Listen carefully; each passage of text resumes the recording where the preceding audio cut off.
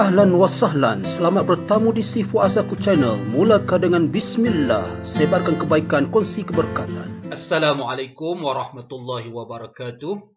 Bismillahirrahmanirrahim. Alhamdulillah wassalatu wassalamu ala Rasulillah wa ala alihi wa ashabihi wa man tabi'ahu wa wallahu amma ba'd. Allahumma alimna bima yanfa'una wanfa' bima 'allamtana wa zidna ilma. Allahumma amin. Alhamdulillah, kita sambung lagi perkongsian kita dalam mata pelajaran Firaq. Tajuk kali ini ialah Al-Ibadiyah. Seperti yang kita telah maklum sebelum ini dalam perkongsian berkaitan dengan Khawarij, terdapat satu golongan daripada Khawarij yang sederhana. Golongan yang sederhana itulah yang dipanggil Al-Ibadiyah. Oleh demikian, dalam perkongsian kali ini, ada 3 perkara penting yang kita akan ketahui. Yang pertama, berkaitan maklumat asas berkaitan dengan Ibadiyah. Yang kedua, pegangan dan pendirian Ibadiyah. Dan yang ketiga, sebab kekalnya mereka dan di manakah lokasi kedudukan terdapat ataupun wujudnya Al-Ibadiyah ini. Dalam perkongsian kali ini, ada lebih kurang 7 isi penting sahaja yang berkaitan dengan 3 perkara ini. InsyaAllah, kita akan sama-sama melihat apakah perkara-perkara tersebut.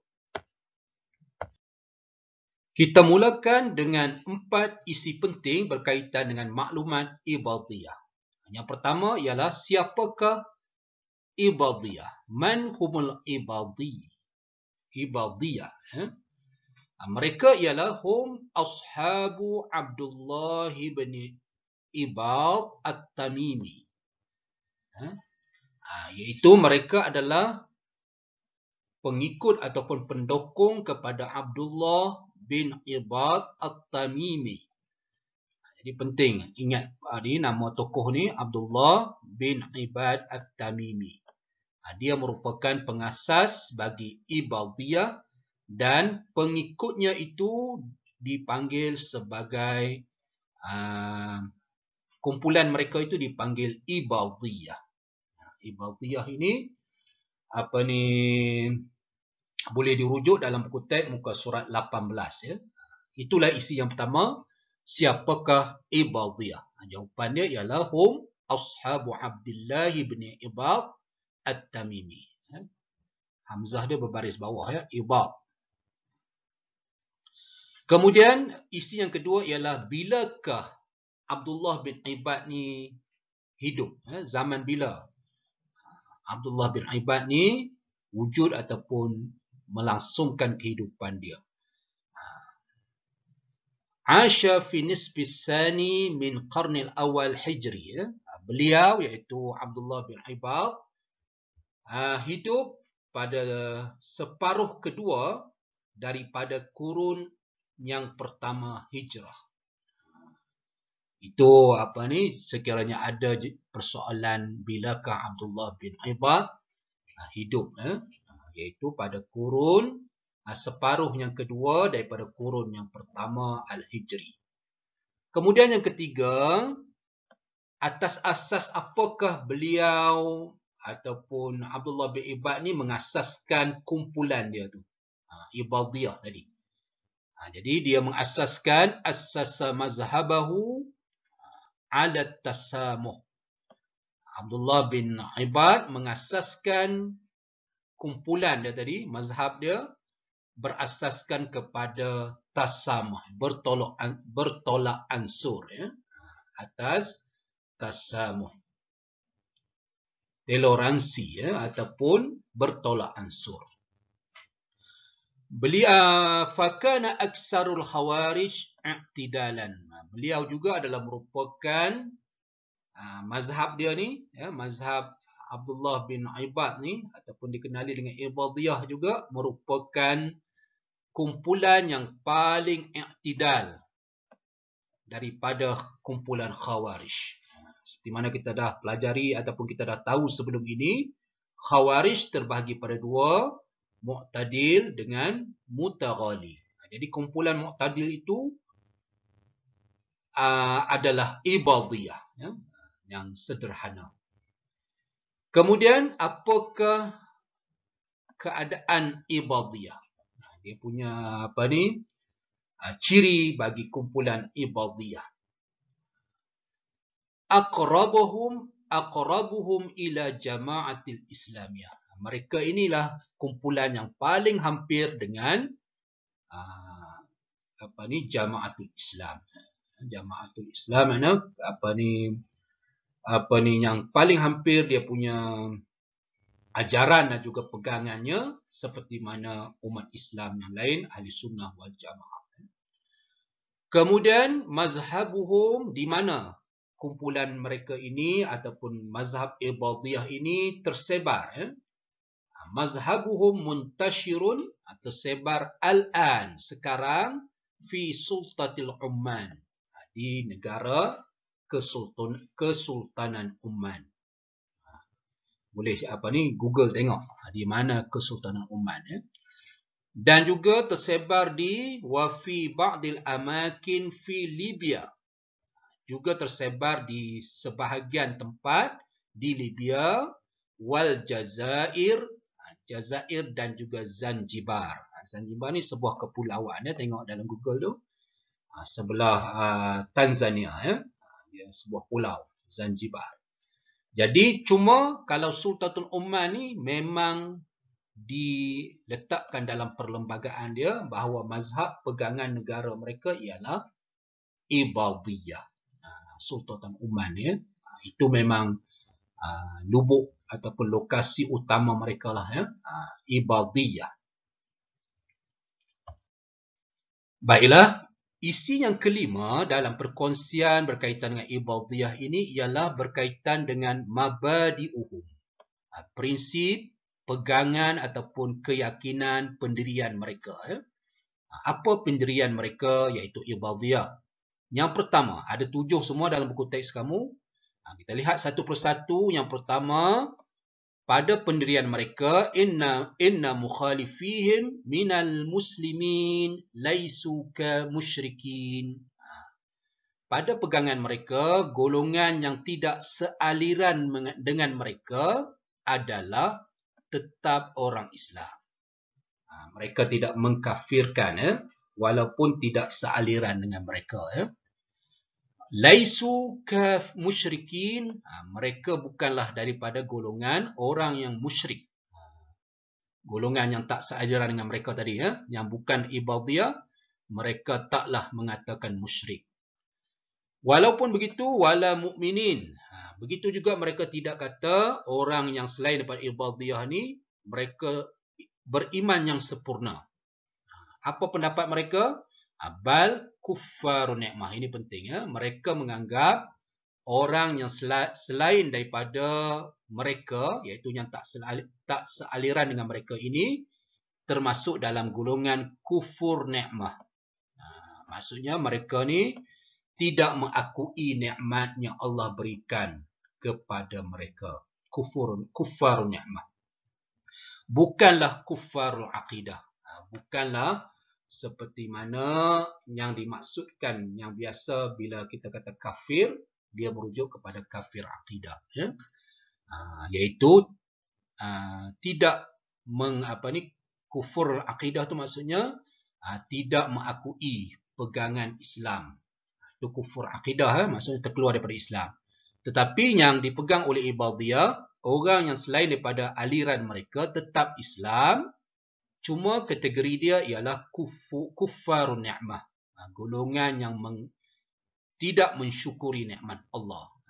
Itu kategori orang yang tidak sealiran dengan mereka. Itu pada keyakinan kumpulan Ibadiyah. Yang kedua, pada pendirian mereka, darah orang yang tidak sealiran dengan mereka, makna selain daripada Ibadiyah, adalah haram fisir. Haram pada pendirian mereka, dalam hati mereka. Wala fi alaniyah. Tidak pada kenyataan ataupun yang nyatanya tidak. Tetapi dalam pendirian mereka, dalam hati mereka, mereka berpegang bahawa darah orang yang tidak sealiran dengan mereka tetap haram. Hukum dah haram. Wadaruhum darut tauhid. Negara mereka, iaitu negara golongan yang tidak sealiran dengan mereka, masih pada pendirian mereka tetap mengiktiraf sebagai negara Islam lah ya. Darut tauhid ni mana negara Islam. Illa mu'askarul sultan, kecuali kem-kem tentera, kem-kem tentera yang di bawah pemerintah. Itu tidak, mereka tak iktiraf sebagai negara Islam. Ada pengecualian di situ. Kemudian yang ketiga, pada pendirian mereka, la yahillu min ghanaimil mukhalifin fil harbi illa al-khail wal silah wa kullu ma fihi quwwatun fil hurub. Dia kata tidak halal harta rampasan golongan yang tidak sealiran dengan mereka ketika peperangan, kecuali kuda dan senjata sahaja. Ini barulah dianggap sebagai harta rampasan. Dua perkara itu saja. Kuda dan juga senjata. Dan juga semua perkara yang memberikan kekuatan dalam peperangan. Contohnya perisai ke dan sebagainya, termasuk dalam harta rampasan juga, ghanaim. Selain daripada itu, contohnya duit, tengok dia kata apa? Wa yuradduna az-zahaba wal fiddata ila ashabiha. Dan mereka mengembalikan emas dan juga perak kepada pemiliknya.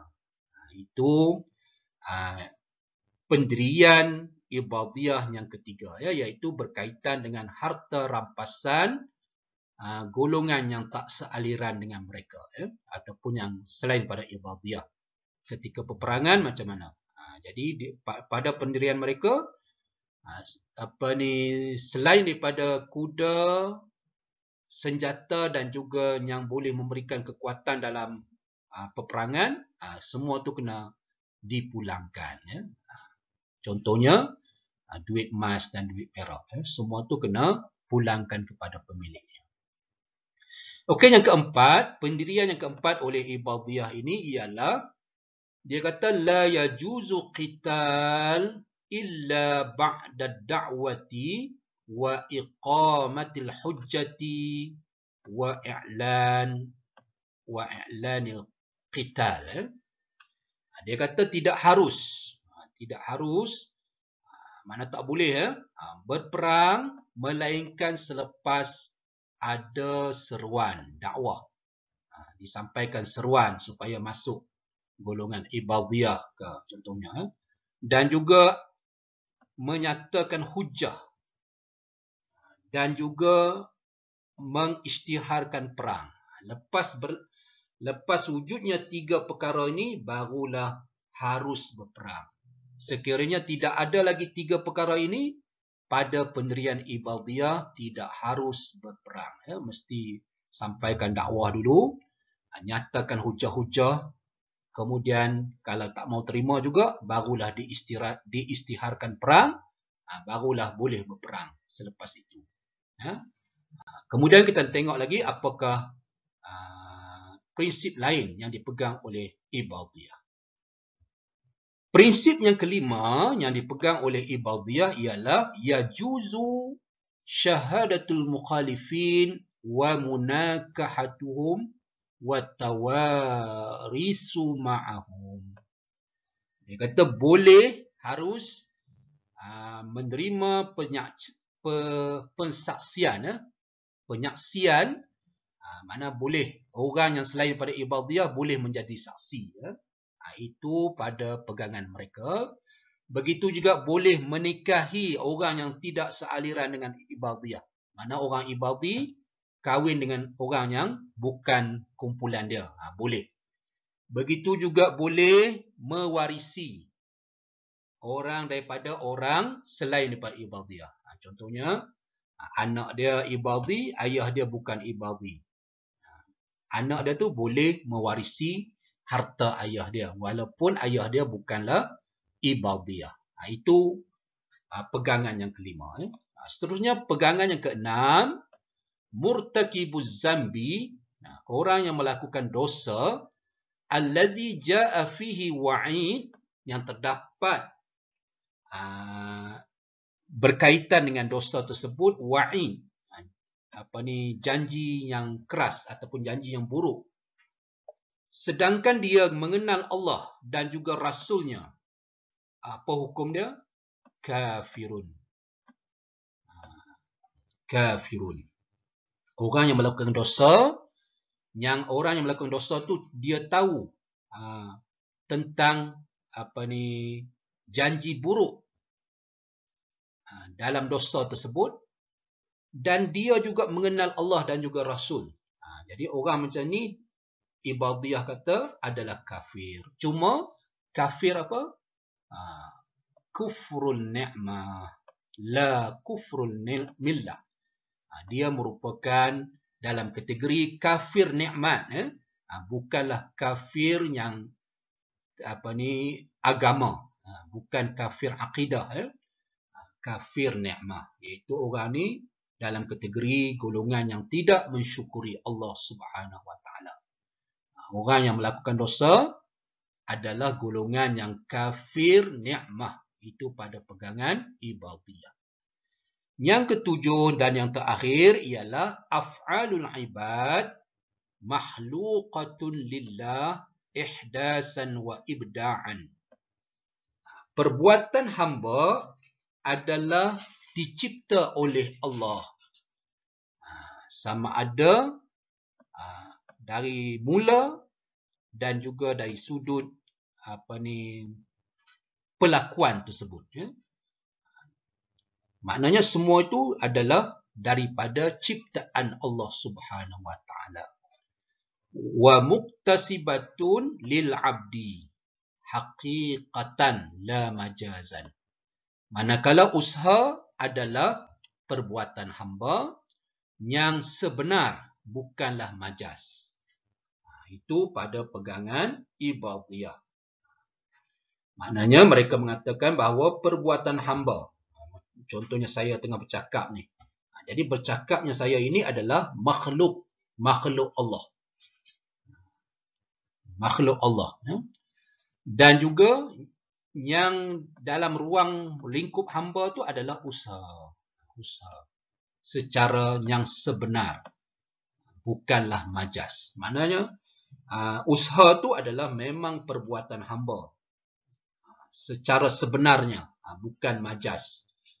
Bukanlah maksudnya usaha tu juga adalah Allah yang cipta. Memang hamba yang melakukan usaha tu, memang daripada seseorang hamba tersebut. Itulah 7 pegangan yang dipegang oleh ibadiyah yang kita nampak sederhana. Ada tasamuh, ada tolak ansur dalam pegangan mereka. Tidak seperti mana pegangan kumpulan khawarij yang asal.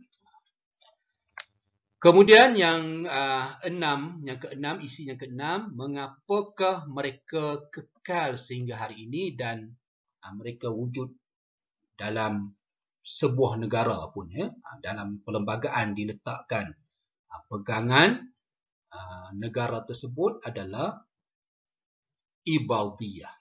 Kita boleh tengok dalam Google, tengok negara Oman, apa dia punya agama rasmi dia, dia tulis situ ibadiyah. Kenapa boleh kekal sampai sekarang? Jawapan dia i'tidaluhum wa insafuhum li mukhalifihim. Kerana kesederhanaan yang mereka pegang dan juga ketulusan terhadap golongan yang menyalahi mereka, yang tidak sealiran dengan mereka. Mereka masih bertolak ansur. Oleh sebab itulah mereka kekal sehingga ke hari ini. Itulah 6 isi berkaitan dengan ibadiyah. Mudah saja. Itulah tadi perkongsian berkaitan dengan kumpulan Ibadiyah. Ya, 6 isi saja. Jadi mudah diingat dan ambil perhatian ataupun fokus pada isi-isi penting yang telah saya nyatakan sebentar tadi. Ya. Untuk akan datang, insya-Allah perkongsiannya berkaitan dengan kumpulan yang seterusnya iaitu Murji'ah. Siapakah Murji'ah dan apakah prinsip pegangan mereka dan apakah perbezaan dia dengan kumpulan-kumpulan yang lain. InsyaAllah kita akan bertemu dalam perkongsian yang akan datang. Untuk perkongsian kali ini, setakat itu dulu. Wallahu a'lam. Assalamualaikum warahmatullahi wabarakatuh. Terima kasih di atas sokongan. Jazakumullah khairan katsira.